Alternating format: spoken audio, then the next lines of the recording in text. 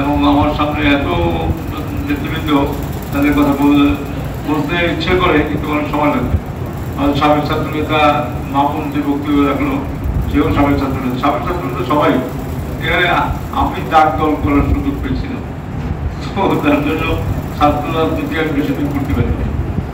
তো যার ছাত্র দল এবং আমাদের সাবেক ছাত্র নেতৃবৃন্দ এবং অনেকেই যারা আমরা সবসময় আল্লাহ তাআলার ইশারা কখন প্রায় তো আমরা জানাজা করি, মিলাদ শরীফে যাই, অসুস্থ রোগী শরীরে আমরা অনেক উপস্থিত হতে পারি না। হঠাৎ করেই আমরা কামরুলকে অনেকদিন দেখি না, এবং খোঁজ নিতে চাই দেখলাম যে কামরুল একটা গভীর খারাপ রোগে আক্রান্ত হয়েছে। তো সেই জন্য গতকালকে আমরা আলোচনা করার মধ্যে দিয়ে ভাবলাম যে ওর জন্য আল্লাহর কাছে মুক্তি চাওয়া দরকার, এবং আমরা তো সবার জন্য সেই সুযোগটা পাই না।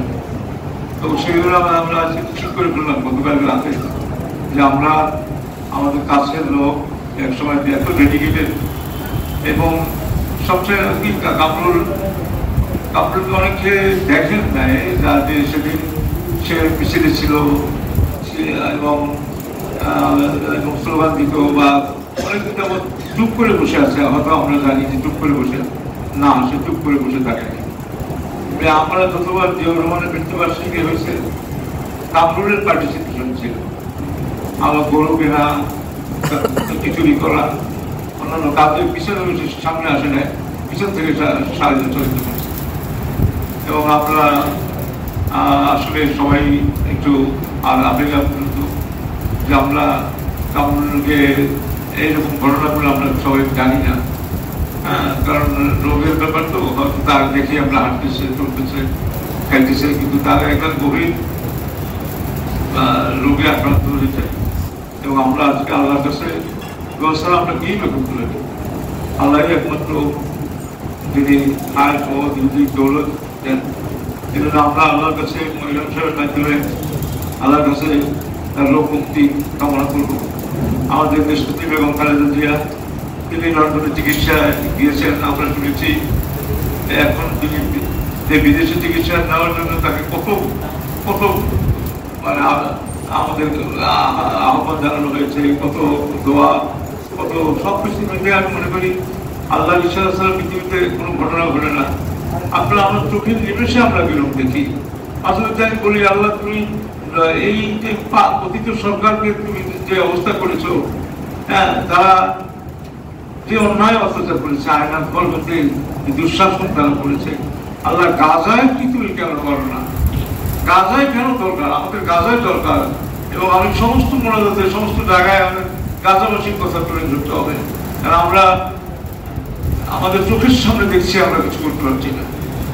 তো আসুন আমরা সবাই মিলে দোয়া করি, আল্লাহ যেন আমাদের কলিগ কামরুলকে আল্লাহ যেন সুস্থ করে ফিরিয়ে দেন, এবং ম্যাডাম শীঘ্র আসবেন ইনশাল্লাহ। আমি বিশ্বাস করি আল্লাহ ইশারায় যখন এত কিছু হয়, তখন ম্যাডাম ইচ্ছে করলে দায়িত্ব পালনও করতে পারেন প্রধানমন্ত্রী হিসেবে। তো আমরা গাজাবাসীর জন্য দোয়া করবো, সবাই জন্য দোয়া করবো। তারিক রহমান অসুস্থ অবস্থায় বিদেশে গেছে, এখন তিনি অনেক ভালো। তার 31 দফা দিয়ে তিনি সবার সাথে প্রশংসিত হয়েছেন, এবং এই 31 দফার মাধ্যমে তারেক রহমানের আগমন ঘটবে, সেদিন ঢাকা বন্ধ হয়ে যাবে। এটা সময়ের ব্যাপার। কাজে আসুন আমরা অন্যায়, অত্যাচার, দুঃশাসনের বিরুদ্ধে করি। আমাদের ধর্ম এবং তার ধর্মের চেতনা বলতে দুটো ব্যাপার আছে, আমি না বললে পারি না। আমাদের অনেক মানুষকে আমরা সবাই নামাজ কালাম করি, কিন্তু আমাদের মধ্যে ধর্মীয় চেতনার উপলব্ধি কম। আমরা কোনো একটা কিছু অন্যায় দেখলে আমরা প্রতিবাদ করতে পারি না, আমরা কিছু একটা ঘটনা দেখলে চুপ হয়ে যাই। আমি যেমন মাঝে মাঝে মনে হয় মানুষ এরকম কেন, সবাই মানে ধর্ম পালন করি, সবাই মধ্যে ধর্ম পালন করলে স্পিরিট আসা দরকার। রোজার মাসে আমরা কাবু হয়ে যাই, অথচ রোজার মাসে সমস্ত বদলের যুদ্ধ, সমস্ত কঠিন কাজ করে রোজার মাসে হয়েছে। ইসলামের ইমানই শক্তিটা আমাদের বাড়ানো দরকার। আমি বলতে বলতে অনেক কথাই বলি, আমি একটা মুক্তিযোদ্ধা কবরস্থান করছিলাম। আমি দেখলাম সাইনবোর্ড পরিবর্তনের মুক্তিযুদ্ধ পার হয়ে গেছে, যেখানে কবরস্থান ছিল সেটার মধ্যে মহিলারাও হাঁটাহাঁটি করে। একটা মানুষের কোর্টে রিড করার লোক করতে পারতো না। একটু ধর্মীয় চেতনা সবার মধ্যে থাকে না। কত হুজুর লাভ দেয় হুজুররা, কিন্তু সবার মধ্যে পারে না। আওয়ামী লীগ শাসনে বলে চোখের দেখুন টেলিভিশনে দেখা গেছে এবং সবাই ওয়াজ করতেছে, হুজুরে মারপিট করতেছে, হুজুরে ওয়াজ করতে দেবে না, কত কিছু করতেছে, কিন্তু আমাদের ইমানি